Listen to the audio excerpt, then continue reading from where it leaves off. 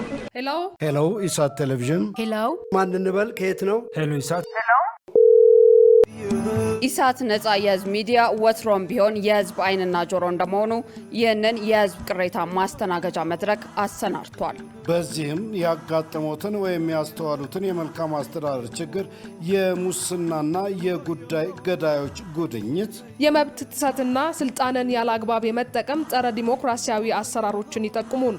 የሚመለከተውን የመንግስት አካል በማነጋገር ተጠያቂነት የሚሰፍንበትን መፍትሄ እናፈላልጋለን። በስልክ ቁጥሮች 0901 4588 45 ወይም 0901 45 11 45 በተጨማሪም በ0944 02 11 11 በ0906 77 42 92 ይደውሉ። ልናስተናግደው ዝግጁ ነን። ኢሳት ነጻ የህዝብ ሚዲያ። አርዕስተ ዜና።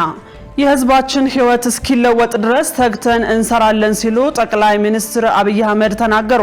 ከውጭ እስራኤላውያን ተቃዋሚዎች ጦርነቱ አላስፈላጊና ለግል ጥቅም የዋለ ነው በሚል የተቃውሞ ሰልፍ አካሄዱ።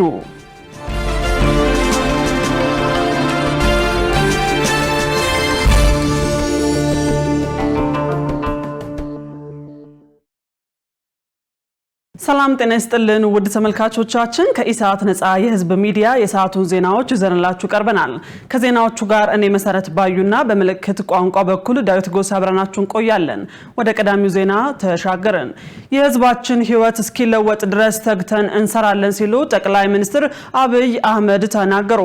የህዝብ ህይወት እስኪለወጥና የኢትዮጵያ ብልጽግና እስኪረጋገጥ ድረስ ሌት ተቀን ተግቶ መስራት ተጠናክሮ እንደሚቀጥል ጠቅላይ ሚኒስትር አብይ አህመድ ገልጸዋል።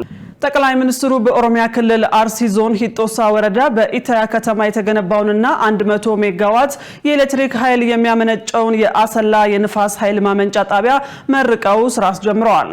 ጠቅላይ ሚኒስትሩ በምረቃው ወቅት እንደገለጹት የኢትዮጵያ የብልጽግና ጉዞ ለአፍታም የሚቆም እንዳልሆነና ይህንን ጉዞ ለማደናቀፍ የሚሹ የውስጥና የውጭ ኃይሎች እንደማይሳካላቸው ተናግረዋል። የኢትዮጵያ ኤሌክትሪክ ኃይል ከለውጡ በኋላ በተከናወነ ተቋማዊ ሪፎርም ኃይል የማመንጨት አቅሙን ከ4000 ሜጋዋት ወደ 10000 ሜጋዋት ማሳደጉንም ገልጸዋል።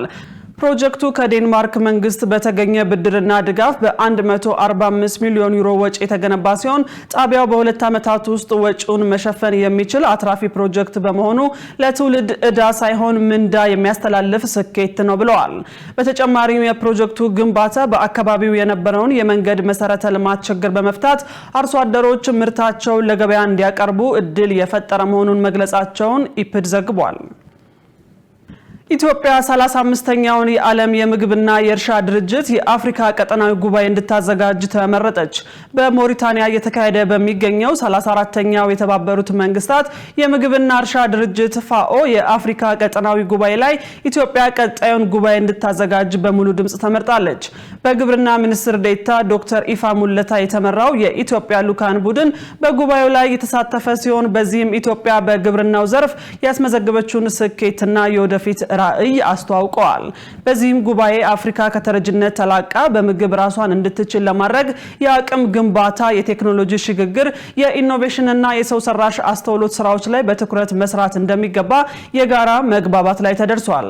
ኢትዮጵያ ቀጣዩን 35ኛውን የአፍሪካ ቀጠናዊ ጉባኤ እንድታዘጋጅ መመረጧ በምግብ ራስን ለመቻል እያስመዘገበች ያለውን ውጤት ለዓለም አቀፉ ማህበረሰብ ለማሳወቅ ትልቅ እድል የሚፈጥር መሆኑን ከሚኒስቴሩ የማህበራዊ ድረገጽ ያገኘነው መረጃ ያመለክታል።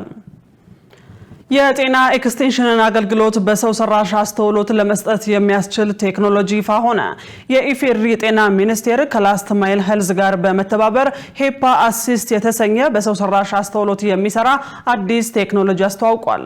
መሳይ ገዛኸኝ ተጨማሪ አላት።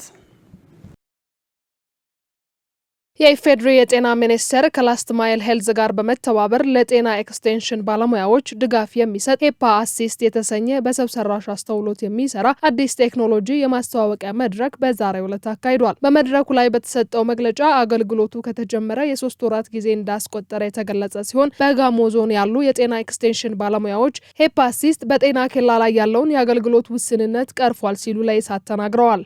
አሁን ላይ ግን የአዩ ከመጣልን በኋላ እዚሁ ማከም ችለን ሲያቅተን እንደውም ከበድ ያለ ህክምና ሲገጥመን ምንድነው ድጋፍ እንጠይቃለን። በጤና ጣቢያ በሰለጠነ ሱፐርቫይዘር ስላለ እዛው በመደወል ኤአይ ምላሽ ይሰጠናል። ያንን ምላሽ በመስማት ለህመምተኛው ምን ያስፈልገዋል፣ ምን መድኃኒት ሲጭው ይሄን አክሚው ብሎ በሚለኝ ምላሽ በመቀበል ህመምተኛውን አከመዋለሁ። እሱም ከእንግልት እኔም ደግሞ እንደው ምን ላድርገው የሚለውን መጨናነቅን ለኔ ያስቀርቶልኛል። የአእምሮ ረፍትም ሰጥቶኛል። 18ቱ ፓኬጅ ሙሉ በሙሉ ሄፓሲስቱ ይሰጣል። ነገር ግን ከሱ ውጪ ስንጠይቅ አይሰጥም። የጤና ኤክስቴንሽን 18 ፓኬጅ አለ። ለምሳሌ አንድ ጠይቃለሁ። ህፃን ልጅ ነበረ፣ ብልቱ ላይ እብጠት ነበረው፣ አንገቱ ላይ እብጠት ነበረው። እህን ልጅ ምን ላድርግ እንዴት ላክመው ብዬ ስጠይቅ ይቅርታ ለዚህ ምላሽ አላገኘሁም ይላል። ያ ማለት አሁን ይሄ ከ18ቱ ፓኬጅ ውጪ ነው።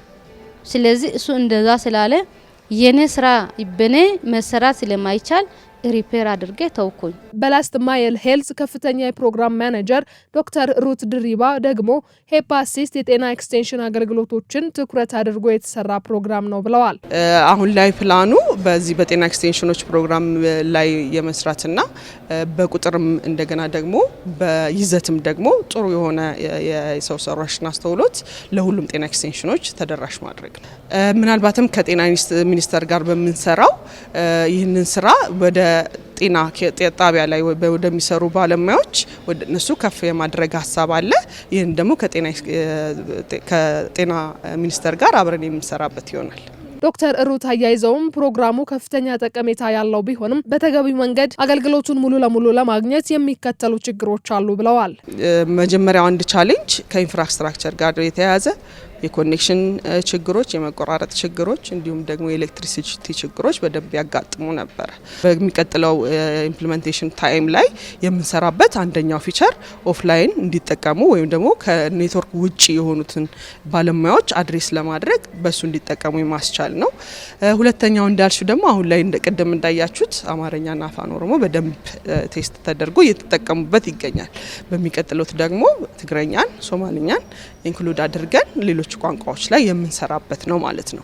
ዘያችን ይቀያየራል የምናወራበት ከአንድ አካባቢ ወደ አንድ አካባቢ እሱን በደንብ አንደርስታንድ አድርጎ መልስ እንዲሰጥ የሚያስችልበትን ፊቸር በሚቀጥሉት ጊዜያት ላይ የምንሰራባቸው ይሆናል ማለት ነው። አሁን አይደንቲፋይ ያደረግናቸው ቻሌንጆች ናቸው። ከጤና ሚኒስቴር ጋር ደግሞ በደንብ አድርገን እየሰራንበት ያለ ነው ይህንን ተደራሽነት መጨመር ነው። አሁን ላይ ባለው በ7 ክልሎች የሚገኙ 15 ወረዳዎችን ላይ ነው የተሰሩት 289 ጤና ኬላዎችን ነው ተደራሽ ያደረግነው። በጤና ሚኒስቴር የመጀመሪያ ደረጃ የማህበረሰብ አቀፍ ተሳትፎ መሪ ስራ አስፈጻሚ እስራኤል ኦቴሮ በበኩላቸው በጤና ኤክስቴንሽን አገልግሎት ላይ ያሉትን ችግሮች ለመቅረፍ ዝግጁነት እንዳለ አንስተዋል። ኦንላይን ላይ እንዲሰሩ ማድረግ ግን ደግሞ በምንፈልገው መንገድ ቅድም ባለሙያዎቹ ሲያነሱ እንደሰማችሁት ቀላል አይደለም።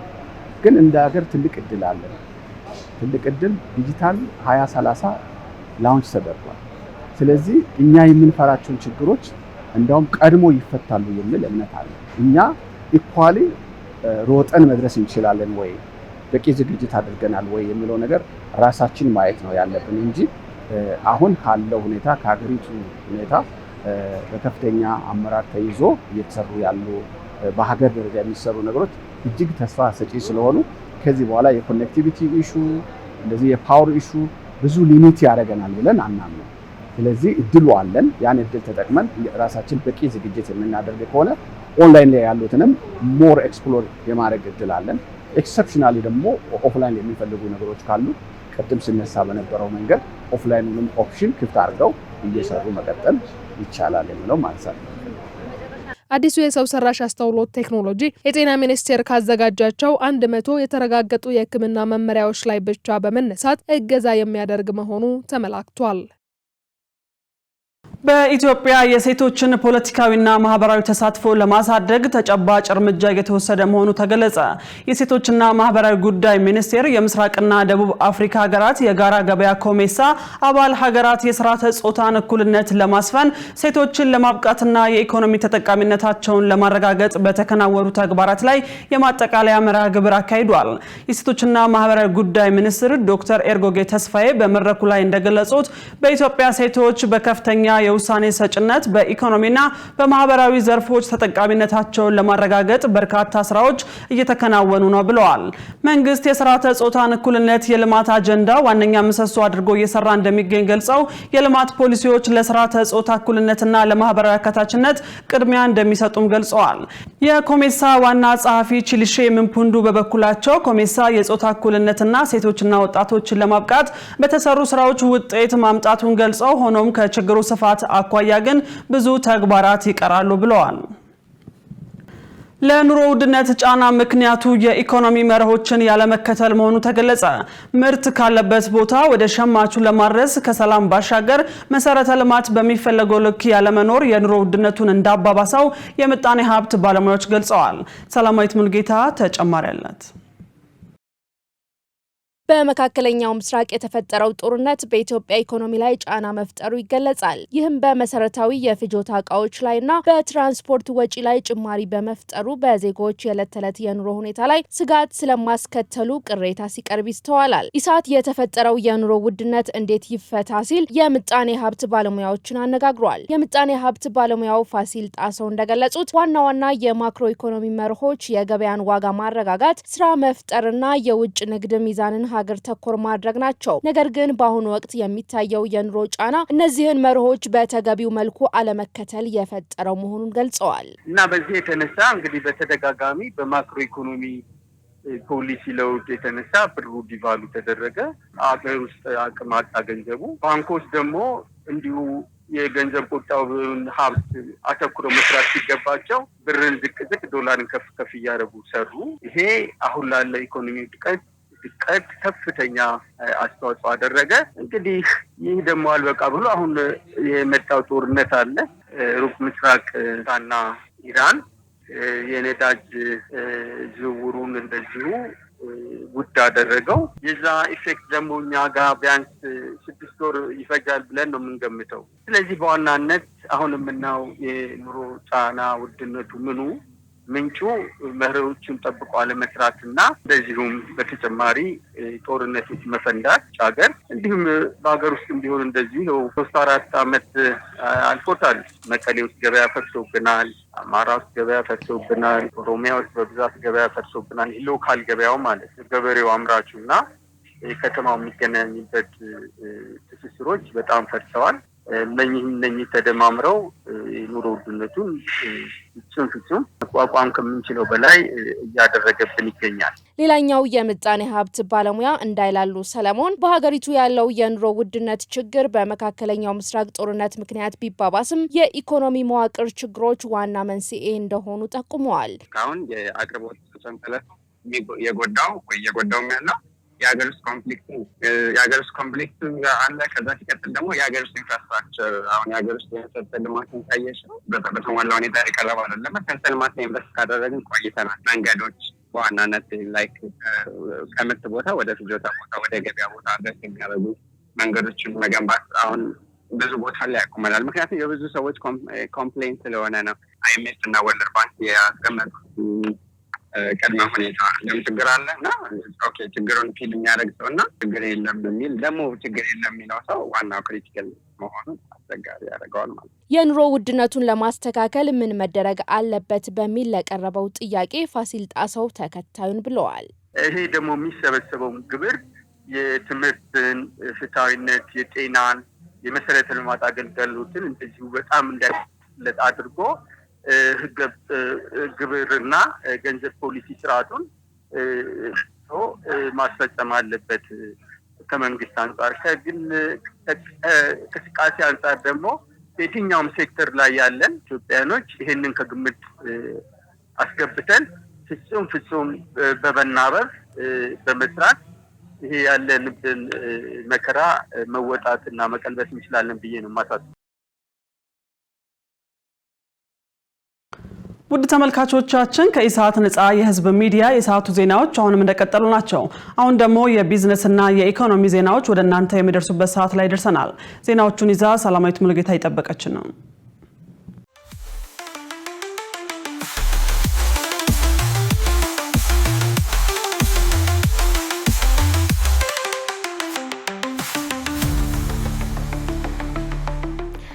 የተከበራችሁ ተመልካቾቻችን ከኢሳት ነጻ የህዝብ ሚዲያ ለዕለቱ ያዘጋጀናቸው የቢዝነስና የኢኮኖሚ መረጃዎችን ይዘን ቀርበናል። ከዘገባዎቹ ጋር ሰላማዊት ሙሉጌታ ነኝ። አብራችሁን ቆዩ።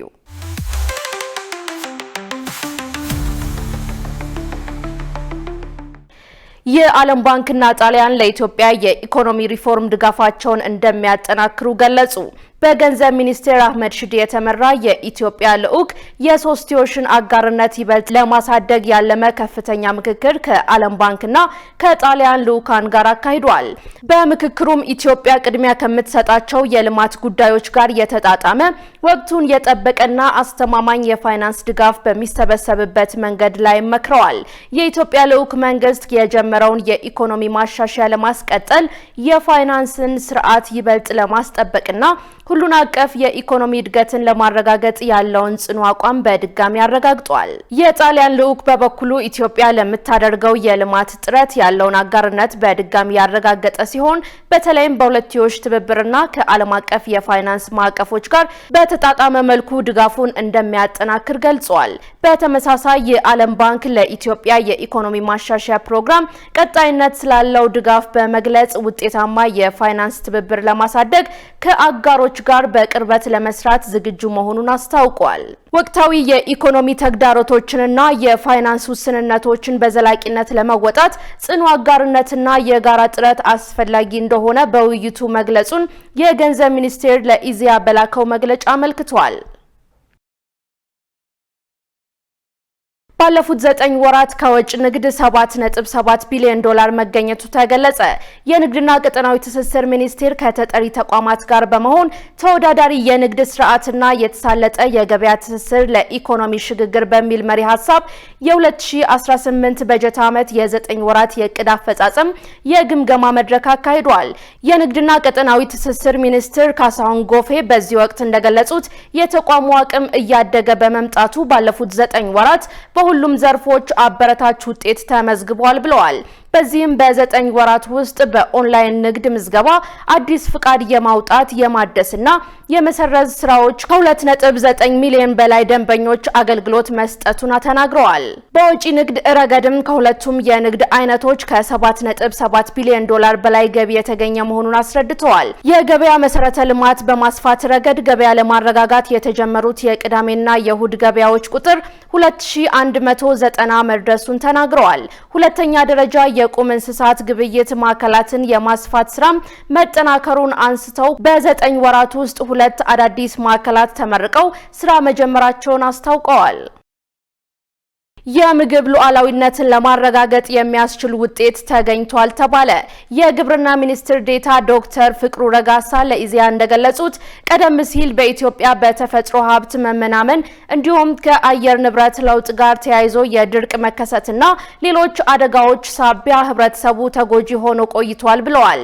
ግብርናን ማሻሻል እንዲሁም ከዝናብ ጥገኝነት ለማላቀቅ በተከናወኑ ስራዎች ውጤት መገኘቱን ገልጸው ለዘመናት በሚሊዮን በሚቆጠር ወጪ ከውጪ ገባ የነበረው ስንዴ በሀገር ውስጥ ማምረቱን ገልጸዋል።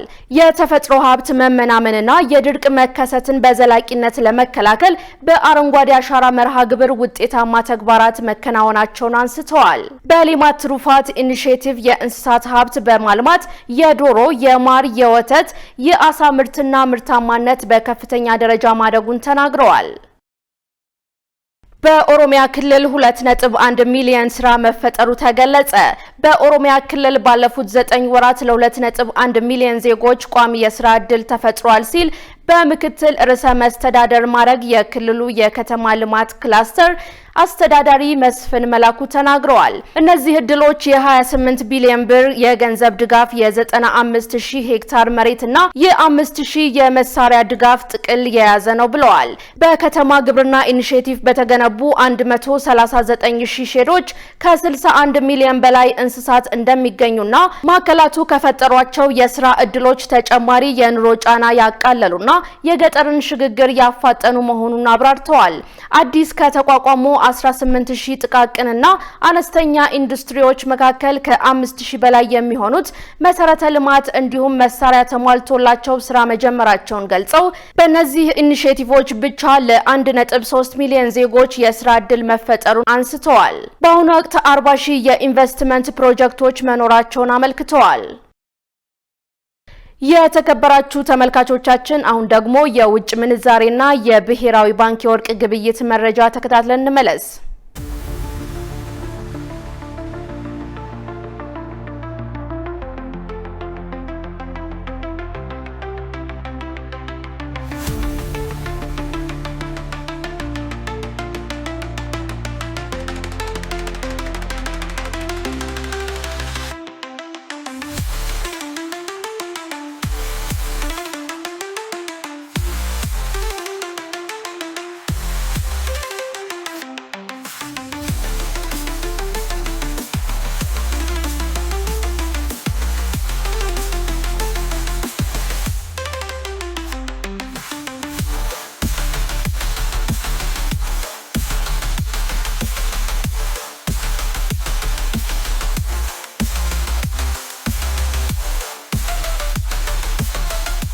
ተመልካቾቻችን ለዕለቱ የነበረን የቢዝነስና የኢኮኖሚ መረጃ በዚሁ ተጠናቋል። አሁን ደግሞ ወደ ዋናው ዜና ላሳልፋችሁ።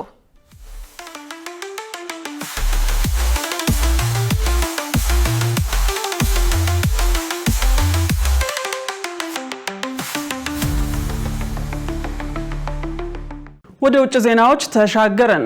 መከፋፈልንና የሀብት መውደምን ያስከተለው የሱዳን የእርስ በርስ ጦርነት 4 ዓመት ሞላው። በጦርነቱ ከ20,000 በላይ ሰዎች ሲገደሉ ከ10 ሚሊዮን የሚበልጡት ተፈናቅለዋል።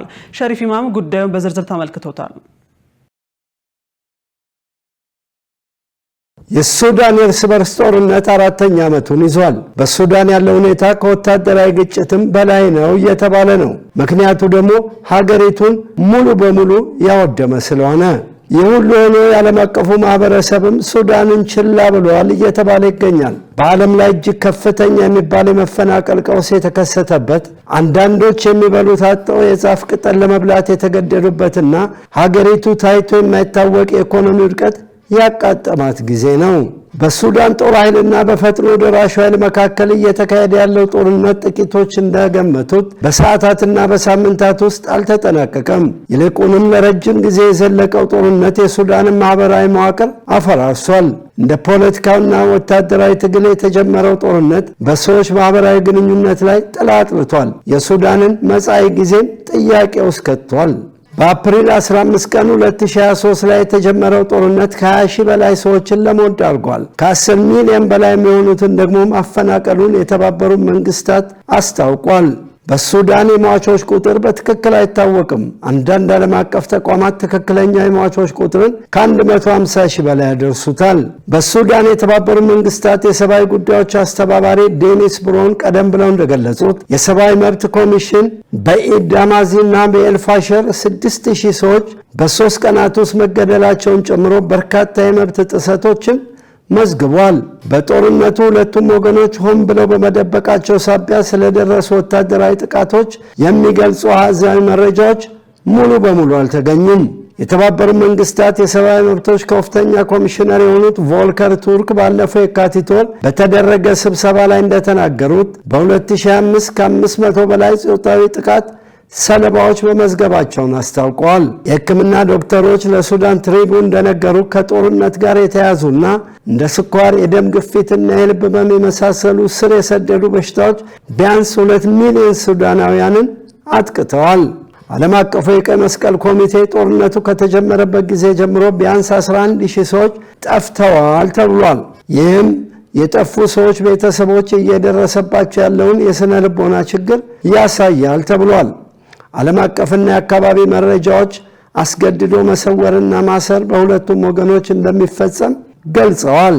ሱዳን በዓለም አቀፍ ደረጃ ከፍተኛ ቁጥር ያለው ተፈናቃይ አስመዝግባለች። በተባበሩት መንግስታትና በዓለም አቀፍ ደረጃ ከፍተኛ የተፈናቃዮች ቁጥርም ተመዝግቧል። በሀገር ውስጥ የተፈናቃዮች ቁጥር ከ11 ሚሊዮን በላይ ሆኗል። 3.5 ሚሊዮን የሚሆኑ ሱዳናውያን ወደ ጎረቤት ሀገራት ተሰደዋል። መረጃው የሱዳን ትሪቢዩን ነው።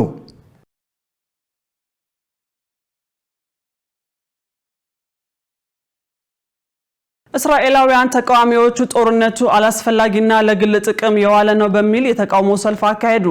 ተቃዋሚዎቹ መንግስታቸውን ለፖለቲካ ምክንያት ሲል በእሳት ላይ ነዳጅ እያርከፈከፈ ነው ሲሉ ይከሳሉ። ባለሙያዎች በበኩላቸው ግጭቱ ከዚህ በኋላ የእስራኤልን የደህንነት ፍላጎት አያሟላም ይላሉ። ዮሐንስ ተስፋ ተጨማሪ አለው። በመካከለኛው ምስራቅ ያለው ፍትጊያ እስራኤላውያንን በገዛ መንግስታቸው ላይ የተቃውሞ ድምጽ እንዲያሰሙ እየገፋፋቸው ይገኛል። በቴል አቪቭ የሚሰባሰበው ህዝብ ቁጥር እየጨመረ ድምጹ እየጎላና ተቃውሞም እየበረታ መጥቷል። የጦርነት ተቃውሞ ሰልፈኞች የተኩስ አቁም ስምምነት ባለበት ሁኔታ እንኳን መንግስት ከወዲሁ ከኢራን ጋር ለሚቀጥለው የውጊያ ዙር እያሰፈሰፈ መሆኑን በመጥቀስ ለህይወታቸው እንደሚሰጉ ይገልጻሉ። ዛሬ እዚህ የተገኘሁት ይህ ለልጆቼ ወይም ለልጅ ልጆቼ የሚሆን ህይወት ስላልሆነ ነው። ይበቃናል፣ በቃን። ለ2 ዓመት ተኩል የዘለቀው ይህ ጦርነት ፍጻሜም ሆነ ግልጽ ስልት የለውም። ያለው ጥፋትና ሞት ብቻ ነው። ይህን እውነታ መለወጥ እንፈልጋለን። የሀገሪቱ መንግስት በበኩሉ ጦርነቱ ስለ ሀገር ደህንነት ሲባል የሚደረግ እንደሆነ ቢገልጽም ለተቃውሞ ወደ አደባባይ የወጡ ብዙዎች ግን ጉዳዩ ስለ ፖለቲካና ኔታንያሁን በስልጣን ላይ ለማቆየት ሲባል የሚከፈል ከንቱ መስዋዕትነት ነው ይላሉ።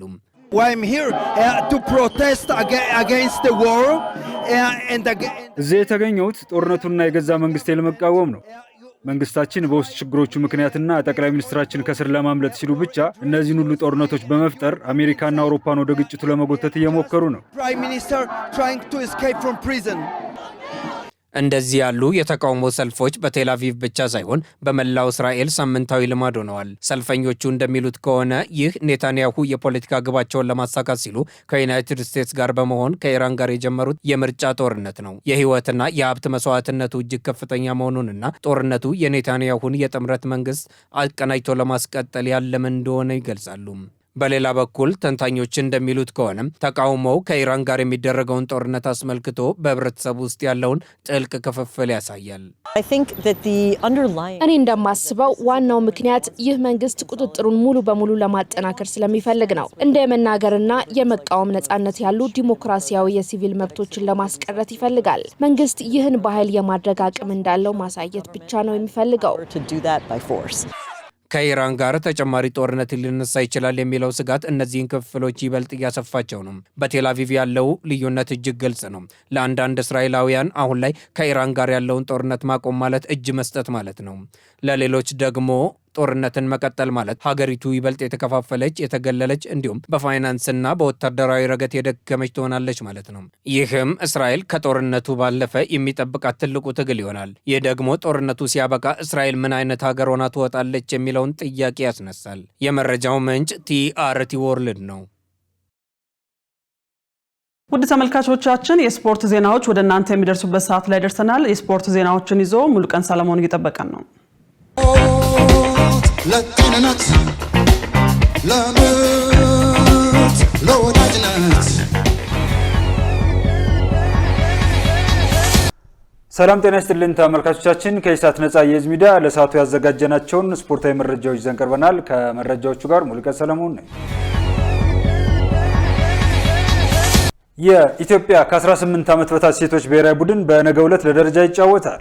ኢትዮጵያ እየተሳተፈችበት የምትገኘው የዩኤፋ ከ18 ዓመት በታች ሴቶች እግር ኳስ የወዳጅነት ውድድር ነገ ዓርብ ይጠናቀቃል። በምድባ ስትወዳደር የነበረችው ኢትዮጵያ ኮስታሪካና ዩሩጓይን አሸንፋ በኖርዌይ ተሸንፋ በ6 ነጥቦች ከምድቡ ሁለተኛ ደረጃ ይዛ መጠናቀቋ ይታወሳል። በውድድሩ ደንብ መሰረት ሀገራት ምድባቸውን ባጠናቀቁበት ደረጃ ትይዩ ከሌላኛው ምድብ ሀገራት ጋር ጨዋታ የሚያደርጉ ሲሆን ኢትዮጵያም በምድብ ላይ ሁለተኛ ደረጃ ይዛ ካጠናቀቀችው ቱርኪያ ጋር ነገ ዓርብ ከቀኑ 8 ሰዓት ለደረጃ ትጫወታለች። የውድድሩ ሻምፒዮን ለመሆን ደግሞ ምድብ አንድን በበላይነት ያጠናቀቀችው ፓራጓይ ከኖርዌይ ጋር ከምሽቱ 12:30 ጀምሮ ይጫወታሉ። ሀላባ ከተማ ወደ 2019 የኢትዮጵያ ፕሪሚየር ሊግ ማደጉን አረጋገጠ። በኢትዮጵያ ከፍተኛ ሊግ የ2018 የውድድር ዘመን በምድብ ለ ሲወዳደር የቆየው ሀላባ ከተማ ወደ 2019 የኢትዮጵያ ፕሪሚየር ሊግ ማደጉን አረጋግጧል። ትላንት በ20ኛ ሳምንት መርሃ ግብር ምድብ ለን አንደኛና ሁለተኛ ደረጃ ላይ ተቀምጠው የሚመሩት ሀላባ ከተማና ደሴ ከተማ የእግር ኳስ ቡድኖች ያደረጉትን የእርስ በርስ ጨዋታ ሀላባ ከተማ 1-0 በሆነ ውጤት ማሸነፉን ተከትሎ ወደ ፕሪሚየር ሊጉ ማለፉን ያረጋገጠው ሁለተኛው ቡድን ሆኗል። አንድ ጨዋታ እየቀረው በ38 ነጥብ ወደ ኢትዮጵያ ፕሪሚየር ሊግ ያደገው የሀላባ ከተማ እግር ኳስ ቡድን ፕሪሚየር ሊጉን ሲቀላቀል በታሪኩ ለመጀመሪያ ጊዜ ነው። ቀደም ሲል ከምድባ ጋሞ ጨንቻ ወደ ፕሪሚየር ሊጉ እንዳደገ ይታወሳል። በተያዘ የኢትዮጵያ ከፍተኛ ሊግና የሊግ 1 የማጠቃለያ ጨዋታዎች የሚደረጉበት ቀን ይፋ ሆኑ። በዚህም መሰረት የኢትዮጵያ ከፍተኛ ሊግና የሊግ 1 የማጠቃለያ ጨዋታዎች ሚያዝያ 25 እና ሚያዝያ 19 2018 ዓ.ም እንደሚደረጉ ተገልጿል። አወዳዳሪው አካል እንዳሳወቀው የ2018 የውድድር ዓመቱን የኢትዮጵያ ከፍተኛ ሊግ አጠቃላይ አሸናፊና ሶስተኛ ደረጃ ይዞ የሚያጠናቅቀውን ቡድን ለመለየት የሚደረጉት የማጠቃለያ ጨዋታዎች እሁድ ሚያዝያ 5 በአዲስ አበባ ስቴዲየም ይካሄዳሉ። የኢትዮጵያ ሊግ 1 የ2018 የውድድር ዘመን መደበኛ የዙር ውድድር ደግሞ ሚያዝያ 11 የሚጠናቀቅ ሲሆን የውድድር ዓመቱን አጠቃላይ አሸናፊና ሶስተኛ ደረጃ ይዞ በማጠናቀቅ ወደ 2019 የኢትዮጵያ ከፍተኛ ሊግ የሚሸጋገሩ ቡድን ለመለየት የሚደረጉት ጨዋታዎች እሁድ ሚያዝያ 19 በሀላባ ከተማ እንደሚካሄዱ አወዳዳሪው አካል አስታውቋል። ወደ ውጭ ስፖርት መረጃችን ስናልፍ የአውሮፓ ሊግ የሩብ ፍጻሜ መልስ ጨዋታዎች ዛሬ ይደረጋሉ። በዚህም ሴልታ ቪጎ ከፍሬቡርግ ከደቂቃዎች በኋላ ከምሽቱ 1 ሰዓት ከ45 ጀምሮ በሚያደርጉት ጨዋታ የሚጀምረው የዛሬ መርሃ ግብር ሪያል ቤቲስን ከብራጋ፣ ኖቲንጋም ፎረስትን ከፖርቶ፣ አስቶን ቪላን ከቦሎኛ በተመሳሳይ ሰዓት ምሽት 4 ሰዓት ጀምሮ ያገናኛል። ከሳምንት በፊት በተደረጉ የሩብ ፍጻሜ የመጀመሪያ ጨዋታዎች ፍሬቡርግ ሴልታ ቪጎን 3-0፣ አስቶን ቪላ ቦሎኛን 3-1 ሲያሸንፉ ሪያል ቤቲስ ከብራጋ እና ኖቲንጋም ፎረስት ከፖርቶ 1-1 በሆናቸው ውጤት መለያየታቸው ይታወሳል። ተመልካቾቻችን ከኢሳት ነጻ የህዝብ ሚዲያ ለሰዓቱ ያዘጋጀናቸው ስፖርታዊ መረጃዎቻችን የተከታተላችኋቸውን መስሎ ነበር። ከመረጃዎቹ ጋር ሙልቀን ሰለሞን አብራችሁ ቆየው። መልካም ጊዜ ይሁንላችሁ። ለጤንነት ለምርት ለወዳጅነት ውድ ተመልካቾቻችን ከኢሳት ነጻ የህዝብ ሚዲያ ለሰዓቱ ያዝናቸው ዜናዎች በዚሁ ተጠናቀዋል። ከዜናዎቹ ጋር እኔ መሰረት ባዩና በምልክት ቋንቋ በኩል ዳዊት ጎሳ አብረናችሁ ቆየን። ጥሩ ጊዜ ከኢሳት ጋር ሰላም።